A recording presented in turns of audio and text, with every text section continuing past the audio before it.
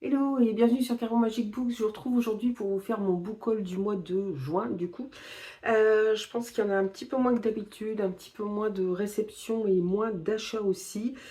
Du coup, je vais vous présenter tout de suite ce que j'ai reçu en service de presse, à commencer par les graphiques.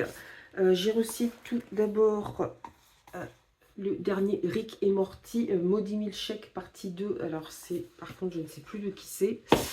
Rick et Morty, vous devez certainement connaître les personnages par le biais du dessin animé. Scénario Alex Firer et dessin Fred Streising et Marc Ellerby. Voilà, donc ça a l'air assez, assez coloré quand on voit. Mais bon. Et puis j'ai reçu surtout les tomes 1,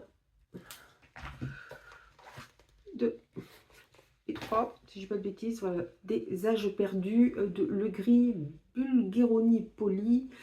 Donc je crois qu'il y aura 4 tomes en tout. Là c'est Dargo qui m'a envoyé les trois premiers volumes qui ont l'air très très bien. On est dans le post-apo, hein, le monde tel qu'on le connaissait n'existe plus, et puis on a des gens qui essaient de survivre dans ce monde, et comme vous pouvez le voir, on est dans une ambiance assez médiévale quand même. C'est tout à fait le genre de graphique que j'aime, que je lisais beaucoup avant. Je pense qu'au niveau graphique, j'ai fait le tour. Ensuite, j'ai reçu, dans le cadre de la dernière masse critique Babelio, le Tour de France de Agnès Larocque chez Lanceman Éditeur. On est dans une pièce de théâtre ici. J'avais pas fait attention que c'était une pièce de théâtre quand je l'ai demandé à la masse critique Babelio, mais bon, c'est pas grave. On va suivre France qui a 13 ans, qui est harcelée à l'école et qui malheureusement n'a personne avec qui en parler.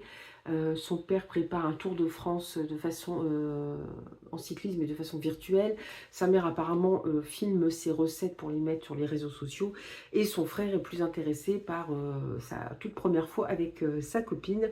Du coup, elle est un petit peu laissée de côté. Bon, c'est très court, je pense que ça va se lire très très vite. Ensuite, j'ai reçu des dates par des éditions Actu SF. C'est la première fois que je reçois des services presse de leur part, donc j'étais vraiment très contente. J'en ai reçu 2. Le tout premier, c'est L'œil du héron de Ursula Le Guin, donc leur collection poche Helios. Ici, on va suivre les humains se sont réfugiés sur la planète Victoria, et 2 sociétés en sont sorties, une qui est plus proche de la technologie et l'autre qui est plus proche de la nature, jusqu'à ce que la civilisation qui est plus proche de la nature décide de s'agrandir en quelque sorte, mais ça ne plaît pas à tout le monde et évidemment il va y avoir des problèmes. Alors je vous avoue que ça fait des années que je veux lire cette autrice, je n'ai pas encore eu le temps de la découvrir, donc ça va être l'occasion avec ce petit livre. Et puis j'ai reçu aussi leur première parution dans leur collection Young Adult, c'est la collection Aya, donc c'est Mutation, tome 1, Animal de Josepha Juillet. Donc on est dans un monde aussi post-apocalyptique où les gens ont la possibilité de se transformer en animaux. C'est leur dernier lien avec la nature, puisqu'apparemment la faune et la flore ont disparu. Et puis il y a des mutations plus ou moins fortes selon les personnes. Donc c'est pas mal du tout.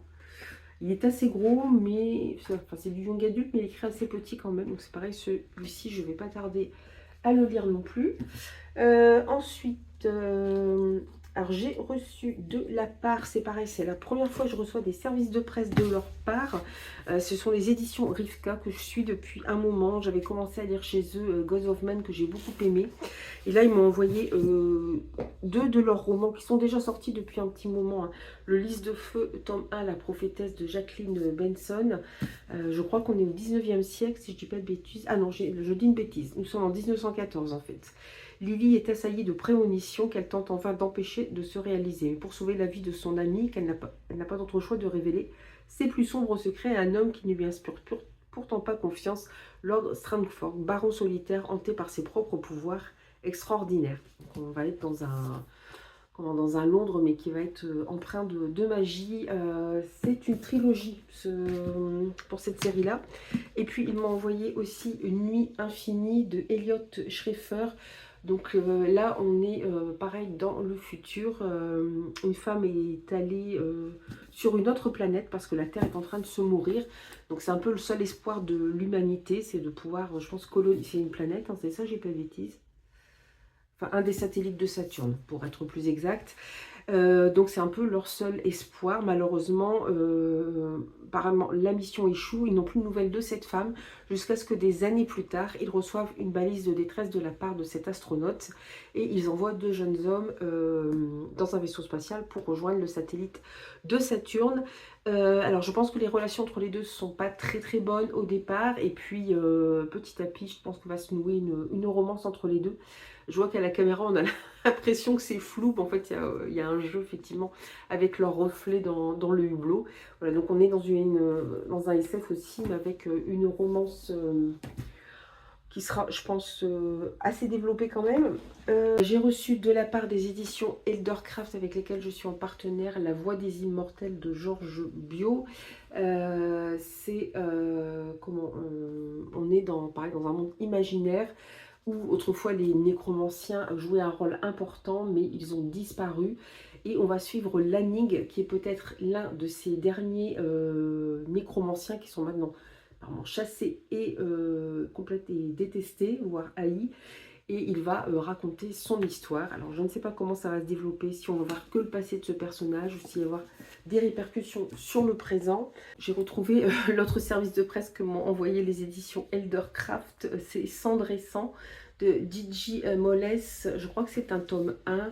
On est pareil dans l'Empire britannique. Alors apparemment il tire sa puissance d'armement et de machines de guerre qui sont alimentées malheureusement par des gens qui sont doués de magie, donc évidemment qu'il tue pour pouvoir alimenter ces magies, ces machines, et vont même jusqu'à tuer des enfants pour pouvoir réussir à alimenter ces machines. Et je pense qu'il va y avoir un mouvement de révolte. Il est sorti déjà il y a un petit moment hein, chez Eldercraft, celui-ci je crois qu'il date même de l'année dernière. Et là, il m'a envoyé en plus de l'autre.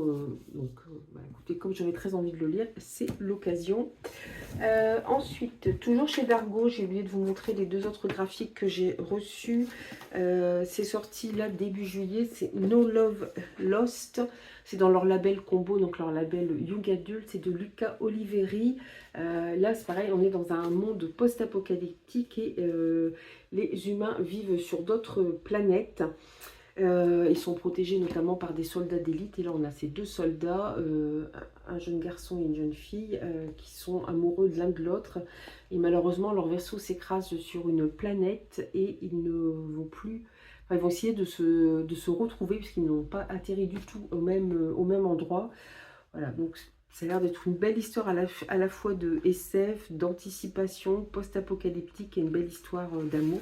Et les couleurs sont assez particulières, il n'y en a pas beaucoup. Je pense que c'est pareil. Dans le 2e tome, par contre, on est plus sur des tons jaunes. C'est un peu particulier, mais c'est pas mal. J'ai aussi reçu de la part de Quentin Joinville le tome 2 des chroniques d'Ilia qui s'appelle Les Silences de l'âme. J'avais beaucoup aimé le tome 1. On est dans un monde imaginaire, d'heroic fantasy, où on va suivre un jeune homme en particulier avec ses amis qui va fuir sa ville. Et puis bien sûr, il va y avoir des complots, il va y avoir de la magie. Enfin, j'avais beaucoup aimé le tome 1, donc voilà, j'espère pouvoir lire ce tome 2 assez rapidement quand même. Dans un autre genre, j'ai reçu, le marque-page est tombé en même temps, Pardonnez-moi de Maya Oti. Alors c'est chez Hello Édition, je l'ai reçu dans le cadre de mon partenariat avec le Scriptorium, qui est un site qui aide les auteurs auto-édités ou de petites maisons d'édition à se faire connaître. Là, on est plus dans du polar. Montmartin-sur-Mer accuse la disparition de Roxane, 9 ans. La piste d'une fugue est écartée lorsque son corps est retrouvé sur la plage, le crâne rasé. Rima, le commandant des brigades de commune, espère une résolution rapide de cette affaire.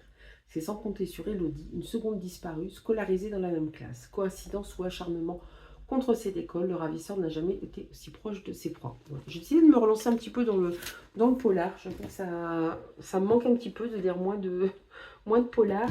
J'ai reçu aussi de la part des éditions Château d'Âme, Lady Orgueil et Mister Préjugé de Bianca Marconero. Donc c'est une réécriture évidemment de Orgueil et préjugés de Jane Austen, donc j'ai très hâte de le lire. On va plutôt être dans une romance contemporaine, et là c'est inversé, c'est-à-dire que on va plutôt voir l'héroïne prendre la place de Fitzwilliam Darcy, et ce sera l'homme qui sera plus dans la peau d'Elizabeth Bennet par rapport au roman d'origine. Voilà, j'ai très hâte de le lire. Alors j'ai vu par contre, ils ont fait beaucoup plus simple cette fois-ci des éditions Château d'Âme. C'est-à-dire que vous aviez des livres qui étaient parfois, pas toujours, mais en hardback. Vous aviez systématiquement du jaspage. Là, je vois, ils ont fait quelque chose de plus simple, ce qui fait qu'il est un petit peu moins cher aussi. Par contre, j'aime beaucoup, la couverture est très belle avec ce vernis sélectif. Et puis, bon, j'ai hâte de le lire parce que voilà, c'est une réécriture de Jane Austen. Et j'ai reçu de la part des éditions Bragelonne Le Magicien d'Oz, parce qu'ils rééditent aussi des classiques de Lyman Frank Baum. Voilà, donc je ne sais pas si je dois vous reparler du Magicien d'Oz. Je suppose que vous connaissez tous plus ou moins l'histoire de Dorothy, de ses compagnons. J'ai reçu aussi de la part des éditions Bragelonne cette réédition du tome 1 du Sorceleur, de The Witcher de Andrzej Zakowski.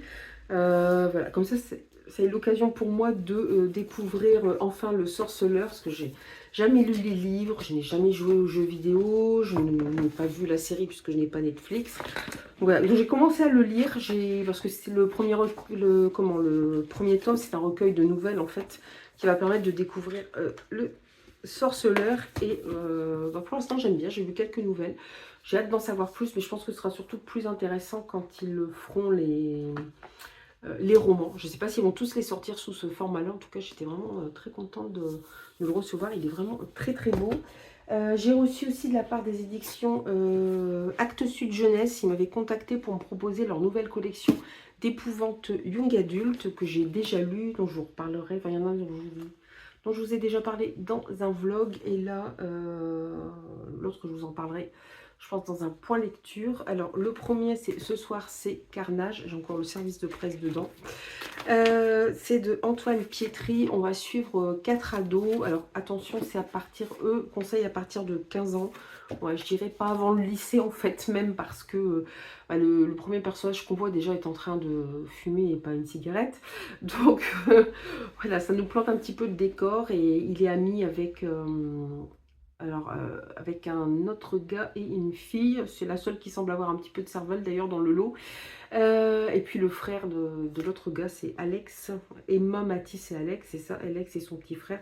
On va surtout suivre Emma, Mathis et Alex. Et en fait, bon, ils ont tendance à fuguer de chez eux, à louper les cours, à fumer, bon bref. Et puis il y a un soir où ils se sont réunis dans une usine désaffectée. Ils ont aussi trafiqué une fausse pièce d'identité pour pouvoir acheter de l'alcool, pour pouvoir rentrer dans des lieux interdits aux mineurs, mais jusqu'au jour où ils reçoivent un courrier de la police qui convoque Alex, puisque c'est sa photo à lui qu'ils ont mis sur la pièce d'identité, puisque c'est lui qui paraît le plus vieux. Et donc ils ont peur de cette convocation, et puis en fait le policier va entre autres dire à Alex que...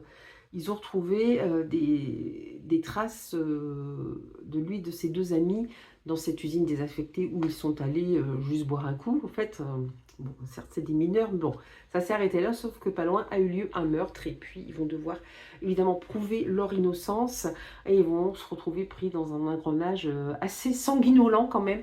Ah, il y a des scènes, ouais, c'est un peu digne aussi de Massacre à la tronçonneuse, surtout sur la fin. Voilà, c'est assez sanguinolent. Et puis j'ai reçu Les Profonds de Élie Darko. Donc c'est toujours dans leur collection nocturne. J'aime beaucoup leur couverture. Elles sont, c'est vrai qu'elles sont super inquiétantes. Ça c'est pareil. On va suivre des ados qui retournent dans un barrage. En fait, ils doivent faire un exposé sur ce barrage. Ils n'ont pas vraiment bien écouté ce qu'il s'est dit lors de la visite du barrage. Donc pour finir leur exposé, ils y retournent. Pas de peau, le barrage est fermé, mais ils tombent sur un ancien camarade de classe qui est un petit peu chelou, qui leur ouvre les portes quand même du barrage, parce qu'il y a une partie musée, puis après vous avez voilà toutes les structures derrière, les tunnels. Et il va commencer à se passer des choses très très étranges au sein de ce barrage, d'autant qu'ils ne peuvent pas en sortir une fois qu'ils sont rentrés dedans, puisqu'une tempête se déclare, une tempête quand même assez grave, puisqu'il y a des arbres qui tombent, la route est coupée, c'est impossible d'aller dehors. mais c'est pas tellement mieux à l'intérieur. J'avoue que j'ai eu une petite préférence pour celui-ci, mais c'est pareil, je vous en parlerai davantage lors d'un point lecture. Et puis le tout dernier, c'est un cadeau, oula, je l'ai un petit peu plié, de mon mari. C'est le tome 3 de la Guilde des Ombres de Anatrice, le don de vie, chez Pocket. Je ne l'ai toujours pas commencé, je n'ai pas commencé cette saga encore. J'ai les tomes 1 et 2. Alors tome 1 et 2 en version poche, ça correspond au tome 1 en version brochée chez les éditions Plume Blanche. Le tome 3, c'est la première partie du tome 2. Voilà, je ne sais pas si je suis claire, mais voilà, ça ne s'est pas du tout découpé de la même façon. Mais je me dis, ça doit vraiment être des beaux bébés en brochet, parce qu'on voyait déjà l'épaisseur d'un simple demi-tome. C'est quand même pas mal. Et puis maintenant, je vais vous montrer un petit peu mes derniers achats. Je vais vous montrer les deux que j'ai achetés en neuf. Tout d'abord, des milliards de tapis de cheveux de Andreas Eschbar, qui est publié dans la collection Neptune de chez La Talente. Donc c'est leur collection poche qu'ils viennent d'ouvrir il n'y a pas longtemps. J'avoue que le résumé me tentait bien. On est dans de l'héroïque, enfin de la high fantasy ou de l'heroic fantasy, je sais pas trop. Voilà, c'est peut-être de la SF parce qu'on voit des vaisseaux spatiaux, je sais pas trop. Il m'intriguait fortement ce livre. Alors je pense qu'il peut être trouvable aussi. J'ai un drôle de marque-page, je sais pas, qui n'a rien à voir. Ah non, je sais, c'est une autrice qui était chez Cultura quand je suis passée, elle m'a donné son marque-page, c'est pour ça. Mais voilà, dans un univers un petit peu étrange, bon, j'avoue que ça me tentait beaucoup. 9, il est encore sous blister parce que je n'ai pas lu le tome 1. C'est Magie et Sentiments, tome 2, L'énigme de Camphor de Ariel Holtz chez Slalom. Voilà. C'est un auteur que j'apprécie de plus en plus. J'aimerais le découvrir dans ce genre parce que il y a de la SF, il y a du fantastique et il y a un petit côté aussi Bridgerton apparemment, d'après ce qu'il disait. Dans le tome 1, en fait, les humains sont divisés en deux. Vous avez ceux qui sont restés sur Terre et ceux qui ont colonisé la Lune. Et apparemment, les deux clans ne s'entendent pas du tout. Et pour faire en sorte que les choses s'arrangent, ils essaient d'arranger un mariage entre un des princes ou une princesse de la Terre. Je ne sais plus lequel vient de la Terre et l'autre de la Lune. Voilà, et lors de la rencontre entre, voilà, une rencontre qui a lieu entre les terriens et les sélénites, on va dire, voilà, les habitants de la Lune. En fait, on va surtout suivre deux autres personnages qui sont proches de ceux qui doivent se marier, donc je pense que c'est plus leur histoire, leur romance à eux qu'on va suivre, avec bien sûr un côté fantastique. Je ne sais pas jusqu'à quel point la romance va être développée. Je crois que ce tome 2, je me demande s'il n'est pas sorti qu'en version... Le premier était sorti en version collector et en version brochée. Je crois que le tome 2 est sorti qu'en version collector. Peut-être qu'il sortira en brochet après. Je ne peux pas trop vous dire parce que comme j'avais acheté le premier sous ce format-là, j'ai fait pareil pour le second. Ensuite, j'ai eu pas mal de... Voilà, j'ai trouvé des... pas mal de... d'occasions qui me tentaient depuis un moment. Notamment des suites. Donc, Rollborn, toujours de Ariel Holtz, mais cette fois chez Gulfstream Editeur. Donc c'est le tome de Elle. J'avais beaucoup aimé le tome 1, on est dans un esprit assez scandinave. Young adulte, on est au lendemain du Ragnarok, donc la fin des dieux scandinaves. Sauf que plusieurs humains ont été réincarnés par ces dieux qui ont disparu. Et on va suivre trois ados, trois jeunes adultes qui sont des réincarnations de ces dieux. Donc dans le premier, on suivait Tyr. Et là, on va suivre Elle. D'ailleurs, Elle est un personnage très... c'est la jeune fille qui est ici. Très... Alors déjà, si vous connaissez un petit peu la mythologie nordique, vous voyez un petit peu Elle, quel genre de personnage c'est. Et en plus, elle fait quelque chose dans le tome 1 qui est assez... je n'ai pas compris ses raisons, donc je pense que là, ça va être expliqué. J'ai hâte du coup d'avoir son point de vue à elle. C'est à partir de 15 ans, mais c'est classé quand même dans de la dark fantasy. Parce que c'est vrai que quand on lit le tome 1, tout ce qui arrive à Tyr, c'est quand même pas top, c'est quand même assez dur. Voilà. Mais encore une fois, la plume d'Ariel Hall, ça fait très bien se matcher avec moi. Je me suis acheté le tome 2 des Whisperwick, La malédiction des dérobés de Jordan Lees aux éditions Ozu. J'avais beaucoup aimé le tome 1 que j'ai lu il n'y a pas très longtemps en lecture commune organisée justement par les éditions Ozu dans le cadre de la sortie du tome 2. Voilà, j'ai beaucoup aimé. C'est de la jeunesse, hein. Malgré l'épaisseur du livre, vous pourrez vraiment le classer en jeunesse. En fait, on a un jeune garçon, je crois qu'ils ont aux alentours de 12 ans. Il va se trouver propulsé dans le monde des Whisperwicks. Et dans cette ville plutôt, et en fait la ville bouge tout le temps, les rues bougent tout le temps. Donc vous ne pouvez jamais vous y retrouver, vous avez intérêt à pas trop vous éloigner de votre lieu d'habitation, au risque de vous perdre à tout jamais. Et dans le tome 1, il va faire la connaissance de cette jeune fille qui est à la recherche de son frère qui a justement disparu. Donc ils vont partir dans les rues. Alors je ne sais plus comment ça s'appelle, c'est Dédaleum, tout simplement, la ville Dédaleum, elle porte bien son nom. Et son frère a laissé des indices sous forme de globes lumineux, dans lesquels se trouvent des messages. Ce sont en fait des murmures qu'il a pu laisser dans ces globes lumineux qu'on appelle les Whisperwicks, d'où le titre du roman. Alors c'est de la jeunesse, hein, donc il y a quelques ficelles qui sont peut-être un petit peu grosses, mais voilà, on est dans de la jeunesse, donc c'est un petit peu normal aussi qu'il y ait parfois des raccourcis, des facilités. Ça se lit très bien, c'était vraiment très sympa, voilà, j'ai beaucoup aimé. Donc j'ai attaqué aussi, enfin j'ai pris aussi le tome 2. Alors j'ai pris aussi la suite de La Première Née, qui est le second fils de Amy Harmon aux éditions Charleston. Alors par contre, j'ai vu des retours. Alors je vais vous parler du tome 1, que je n'ai pas lu non plus, mais bon, voilà, j'avais craqué sur Beau Jaspage. Puis c'est vrai que c'est les premiers livres que Charleston fait dans la catégorie imaginaire. Et dans le premier, une déesse maudit un roi qui était son amant. Je ne sais plus ce qu'il lui a fait exactement, mais voilà, il a eu un comportement horrible. Donc elle le maudit, elle les maudit lui et son royaume, jusqu'au jour où il y a une jeune fille qui arrive voilà. Il y a à nouveau une jeune fille, j'en sais pas plus. Alors je me suis dit, ça va être une suite, et j'ai vu des retours sur ce roman. En fait, ça se déroule en parallèle du tome 1. Alors pourquoi pas, c'est pas la première fois qu'on fait ça, mais apparemment il y a vraiment des scènes, c'est du copier-coller du tome 1. Donc, je trouve ça un petit peu gonflé quand même. Qu'il y ait une histoire parallèle, qu'on ait un autre point de vue, c'est pas mal, mais là apparemment il y a des scènes qui sont des copier-coller du tome 1, et assez fréquentes quand même, donc bon, quand même le livre est à 26,90 €.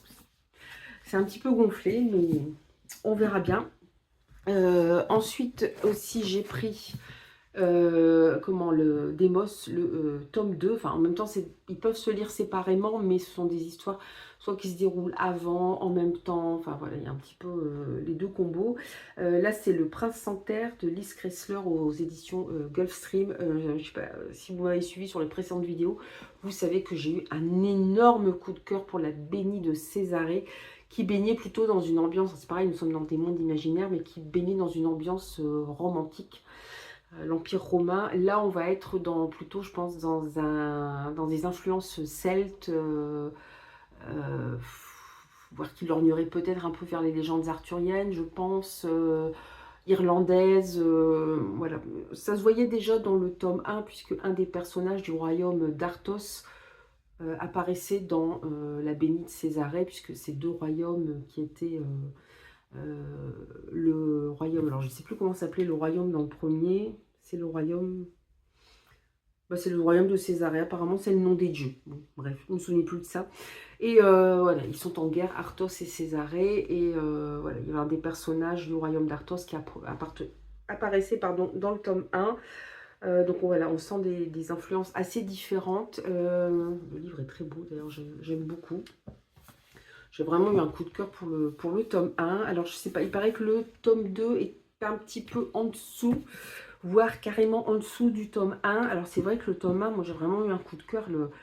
Le personnage féminin qu'avait imaginé l'autrice était incroyable. Il était très ambigu, très en clair-obscur. J'avais vraiment adoré. Et puis on a en fait ces personnages. Dans le tome 1, l'héroïne en fait devient la bénie du dieu Césarée, c'est-à-dire qu'il lui donne de grands pouvoirs. Mais ces dieux, ils sont un petit peu louches. Je ne trouve pas très bienveillants envers les humains. Donc ici, je ne sais pas ce que ça va être. Là, on va suivre le Normand l'héritier du royaume d'Arthos, qui va être pris entre sa volonté effectivement de devenir le chef du royaume d'Arthos, mais qui doit épouser une jeune femme qu'il n'a pas forcément envie d'épouser, surtout qu'il rencontre une autre jeune femme. Voilà, donc je ne sais pas trop où ça va mener. J'espère qu'ils ne vont pas trop tarder à le lire non plus. Je me suis pris, par contre, là, c'est des one-shot, c'est pas des suites. Le livre des portes, celui-là, il me tentait depuis un moment, depuis que j'avais repéré sa sortie de Gareth Brown aux éditions Sonatine. Sonatine, ils font de plus en plus de livres fantastiques aussi. Et là, on va suivre Cassie qui travaille dans une librairie et qui découvre un mystérieux livre. Et il se trouve que ce livre va permettre d'ouvrir sur d'autres portes et d'autres mondes ou d'autres mondes, enfin d'autres endroits dans notre univers, je ne sais pas trop. Mais il y a un prix à tout ça et d'après ce que j'ai vu sur les retours, il y a d'autres livres magiques et il y a des gens qui veulent s'emparer à tout prix de ces livres. Je n'ai vu que des bons retours. Voilà, j'espère ne pas être déçue du coup parce que quand on lit trop de bons retours, des fois on a trop d'attentes sur un livre. Et puis pour finir, normalement je n'ai pas oublié de livre, j'ai pris Chlorine. Celui-là je l'avais repéré depuis, depuis que je vous avais présenté la vidéo des sorties. Je ne sais plus si elle est sortie en mai ou en juin. C'est Chlorine de Jade Sonde aux éditions Argile. Voilà, et j'arrête pas de voir de bons retours dessus aussi. Il est assez court quand même, hein. On va suivre Reine qui est une nageuse professionnelle. Enfin, c'est une jeune fille quand même, hein, mais elle est nageuse professionnelle, elle fait des compétitions, elle a un entraîneur, mais son rêve ultime, et c'est pour ça que j'étais allée vers ce roman, c'est qu'elle rêve de devenir une sirène, mais vraiment littéralement de devenir une sirène. Ça m'avait beaucoup hypé déjà. Et puis à voir les retours, on va parler quand même de choses très variées. On va aborder beaucoup de thèmes dans ce roman, et du coup ça me tentait énormément. Bon, j'ai hâte de me faire mon idée. J'espère que c'est pareil, je vais pas être trop influencée par tous les retours que j'ai pu entendre, parce que des fois on se fait du coup une idée du roman et ça correspond pas forcément à ce qu'on attend. Voilà, je vais essayer d'y aller sans penser à tous ces retours que j'ai vus. J'en ai terminé pour ce book haul qui, effectivement, pour une fois, sera beaucoup plus court parce qu'il y a eu moins d'achats, moins de réceptions. Je pense que celui de juillet va être plus court aussi parce que ça se calme en termes de sortie en ce moment. N'hésitez pas à me dire si vous avez dans votre palle certains de ces livres, si vous les connaissez, si vous les avez déjà lus. Et puis moi, je vous dis à très bientôt pour une nouvelle vidéo. Bye bye!